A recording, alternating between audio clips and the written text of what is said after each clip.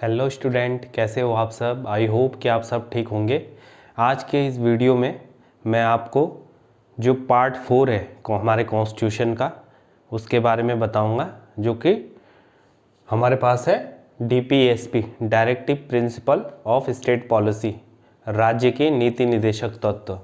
अभी तक बच्चों हमने भाग 2 में जो पढ़ा था, पार्ट 2 में वो पढ़ा था आर्टिकल 5 टू आर्टिकल 11, यानी सिटीजनशिप ऑफ इंडिया, भारत की नागरिकता के बारे में। फिर हमने आर्टिकल 12 से आर्टिकल 35 जो कि पार्ट 3 है कॉन्स्टिट्यूशन का, वो पढ़ा। उसमें थे हमारे फंडामेंटल राइट्स। और अब हम जो पढ़ रहे हैं वो हमारा है डीपीएसपी, यानी directive principle of state policy, राज्य के नीति निदेशक तत्व। यह है आर्टिकल 36 से 51 तक। तो आज मैं आपको डीपीएसपी के बारे में बताऊंगा, जो कि बच्चों आर्टिकल 35 टू 51 तक हमारे पास है। और आर्टिकल 3 एंड 4 को मिला के क्या बनाया जाता है, संविधान की आत्मा और चेतना कहलाती है।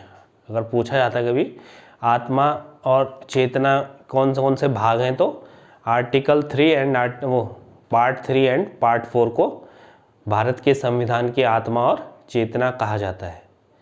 जो इसमें सबसे बड़ी और ध्यान देने वाली बात क्या है, यह क्या है, जो पार्ट 4 है वो हमारे क्या होता है बच्चों, वो हमारे यह वैधानिक उसमें नहीं आता, मतलब लीगल उसमें नहीं कह सकते। यह वैधानिक न होकर मात्र एक नैतिक हमारा क्या है, अधिकार है। क्योंकि फंडामेंटल राइट्स में तो हमारे वैधानिक अधिकार है, लेकिन यह वैधानिक अधिकार पार्ट 4 नहीं है, जो कि राज्य के द्वारा संचालित होते हैं। जो भी निर्देश हैं इसमें, ये राज्य द्वारा संचालित होते हैं। और एक कल्याणकारी राज्य, मतलब एक किसी भी जो नागरिक है या व्यक्ति है राज्य के अंदर, उसकी सुख सुविधाएं, उसके जीवन स्तर को बढ़ाना, जो एक राज्य की कोशिश या कर्तव्य होना चाहिए, वो है directive principle of state policy के अंदर। तो यदि हम आर्टिकल 36 की बात करें, क्योंकि 36 से ये आर्टिकल है हमारा, 35 तक क्या है हमारे फंडामेंटल राइट्स हैं। तो यदि हम आर्टिकल 36 की बात करें, और ये भी आप बच्चों यहाँ पे याद रखना कि यह आयरिश कॉन्स्टिट्यूशन से लिया गया है। जो डीपीएसपी ले रखा हमने, वो ले रखा हमने आयरलैंड के कॉन्स्टिट्यूशन से। तो कभी आ सकता है ये, इसलिए पार्ट 4 है ये क्या है, पार्ट 4 भाग 4 के अंदर आते हैं DPSP, directive principle of state policy, article 36 to 51। यदि आर्टिकल 36 की बात करें तो इसमें डेफिनेशन है, परिभाषा है किसकी, राज्य की। और राज्य की जो परिभाषा है इसमें, वो वही परिभाषा है जो फंडामेंटल राइट्स में आर्टिकल 12 में है। राज्य के पार्ट 3 में, भाग 3 में जो अनुच्छेद 12 की राज्य की परिभाषा है, वही भाग 4 में आर्टिकल 36 की परिभाषा है। और राज्य की क्या परिभाषा है, राज्य की परिभाषा इसमें क्या हो जाएगी, जो भी हमारी कॉन्स्टिट्यूशन बॉडी है, यानी राज्य किसे कहेंगे हम, राज्य कहेंगे हम किसको, central government, state government and local bodies. ये राज्य की परिभाषा पार्ट 4 में भी यही परिभाषा राज्य की होगी, जिसमें कि केंद्र सरकार, राज्य सरकार और हमारे जो लोकल बॉडीज़ होती हैं, जैसे नगर पालिका, ग्राम पंचायत, ग्राम प्रधान, ग्राम सरपंच, जो जिनके अधीन छोटी छोटी इकाई चलती रहती है। यह आर्टिकल 36 के अंदर आता है, डीपीएसपी के अंदर आर्टिकल 36 में। यदि आर्टिकल 37 की बात करें तो आर्टिकल 37 में साफ लिखा है कि यह एक वैधानिक न होकर सिर्फ राज्य के लिए क्या है, नैतिक अधिकार है। मतलब इसमें आप हाई कोर्ट या सुप्रीम कोर्ट नहीं जा सकते हो। अगर आपका किसी भी तरीके से डीपीएसपी में कभी भी आपको किसी भी अनुच्छेद में यदि कोई दिक्कत या आपको किसी चीज़ का परेशानी होती है, तो आप इसमें सुप्रीम कोर्ट या हाई कोर्ट नहीं जा सकते। ये राज्य का एक कर्तव्य है। आप अपने वोट बैंक से उस सरकार को अगले 5 साल में दूसरी सरकार ला सकते हो। अगर आप उस सरकार के उन कार्यों से खुश नहीं हो जो डीपीएसपी के तहत राज्य सरकार को करने के निर्देश हैं, तो ये सबसे मेन बात है कि एक वैधानिक निकाय नहीं है।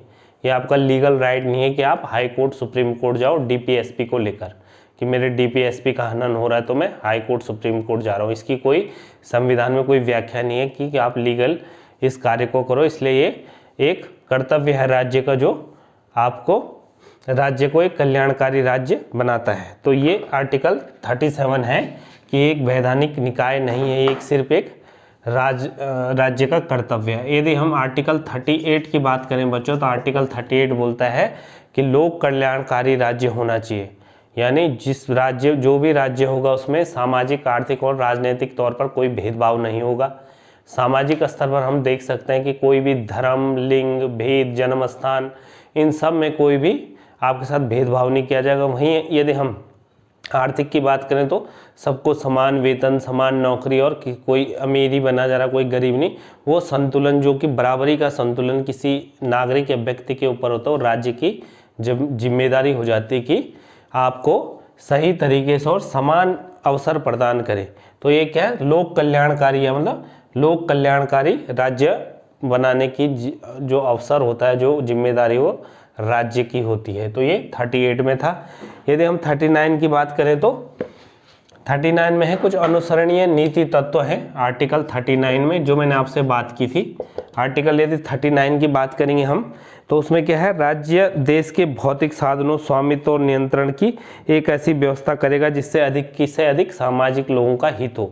यानी मतलब ऐसा जो भी भौतिक चीज़ें हैं राज्य के अंदर, चाहे वो पेट्रोल पंप्स है, चाहे वो डीजल है, चाहे वो टूरिस्ट प्लेस हैं, वहाँ पर ऐसी व्यवस्था नहीं होनी चाहिए कि एक ही समूह या एक ही वर्ग के लोगों को फ़ायदा हो रहा।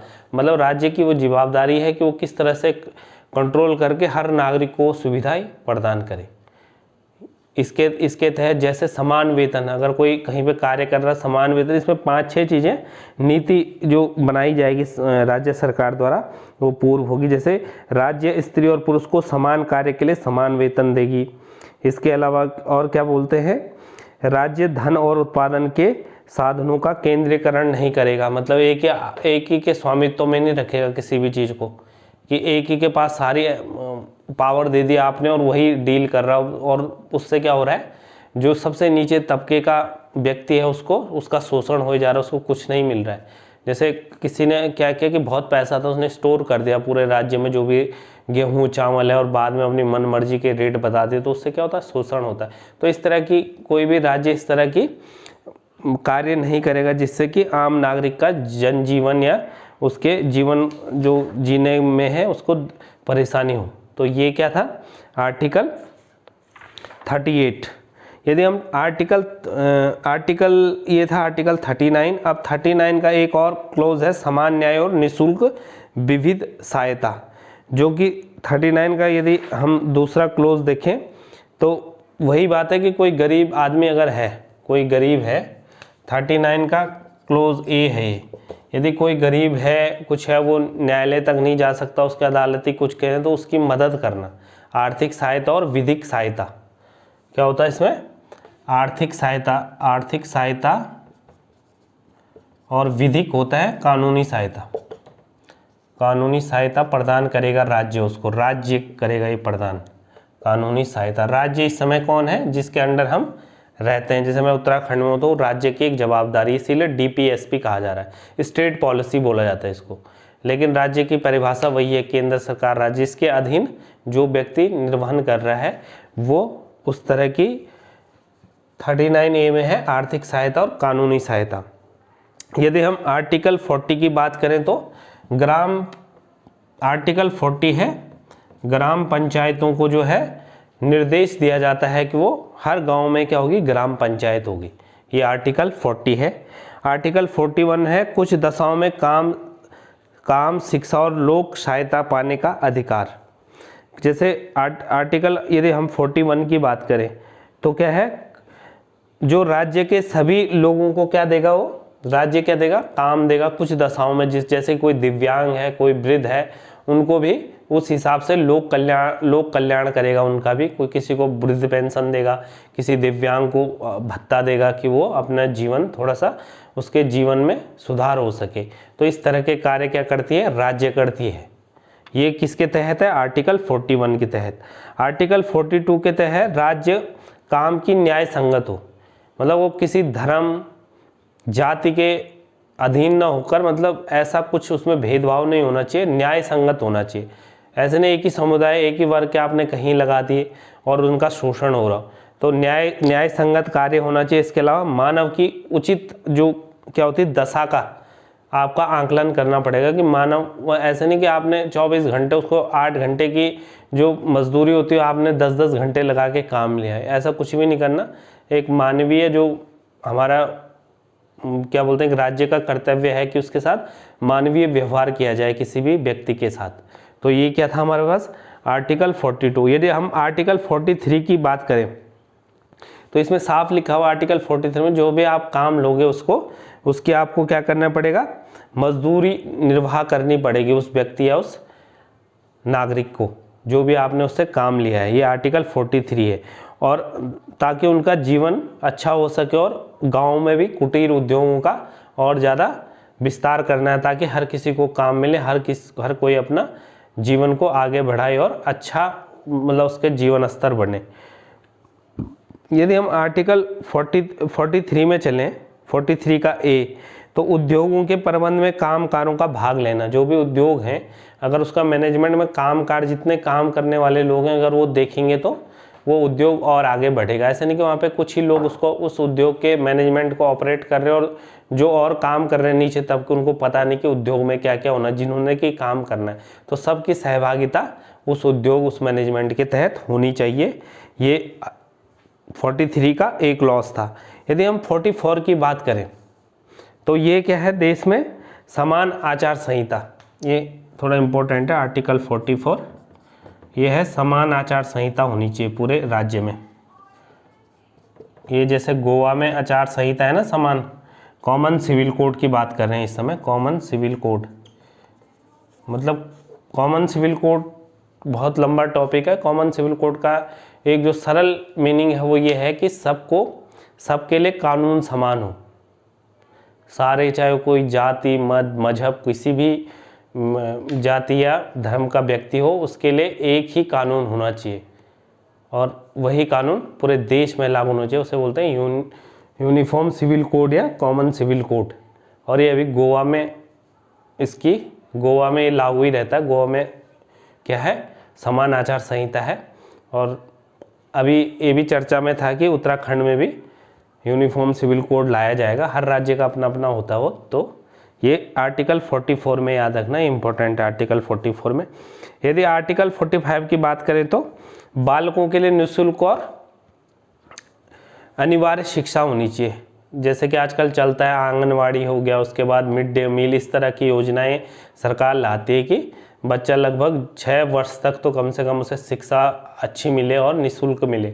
तो ये कोशिश किसमें की गई है, आर्टिकल 45 में बालकों के लिए निःशुल्क और अनिवार्य शिक्षा जो होगी एजुकेशन कंपलसरी होनी चाहिए और फ्री होनी चाहिए। किसकी तरफ से, स्टेट की तरफ से।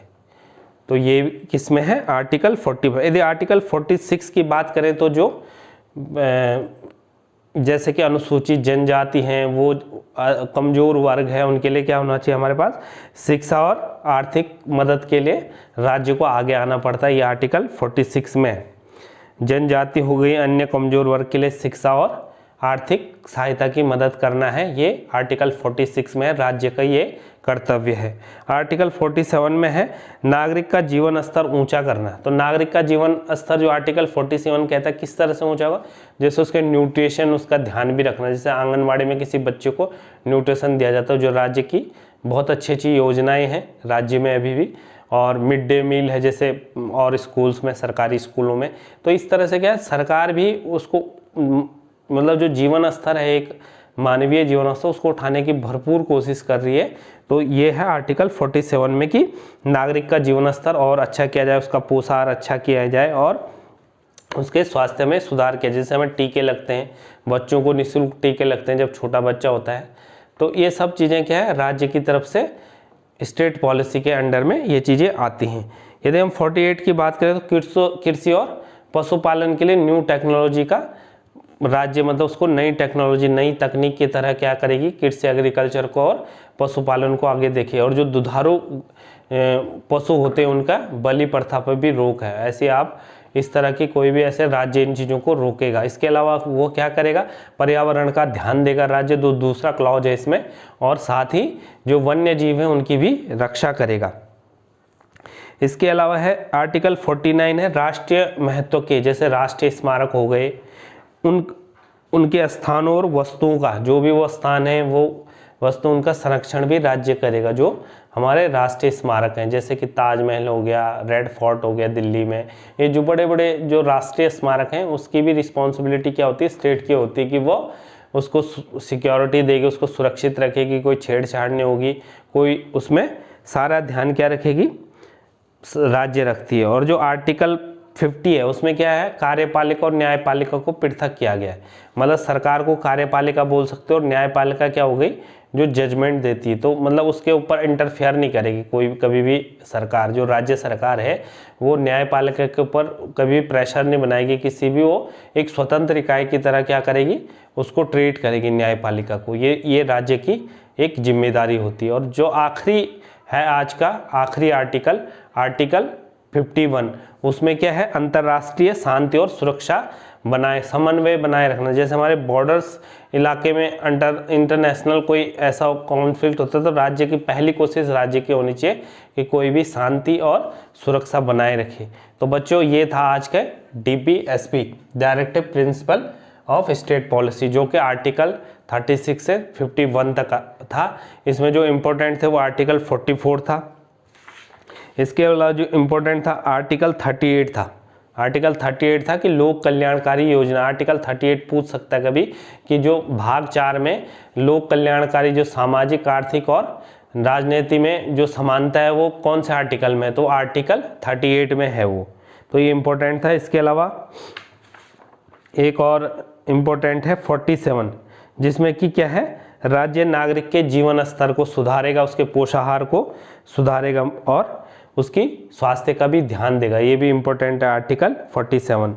तो इस तरह मैंने ये आर्टिकल जो पार्ट 4 है आपका directive principle of state policy, राज्य के नीति निर्देशक तत्व, उनको मैंने आपको आर्टिकल 36 से और 51 तक समझाया। बच्चों आशा है कि आप लोगों की समझ में आया होगा और कल के वीडियो में फिर मिलते हैं। तब तक के लिए जय भारत, जय उत्तराखंड। Thank you.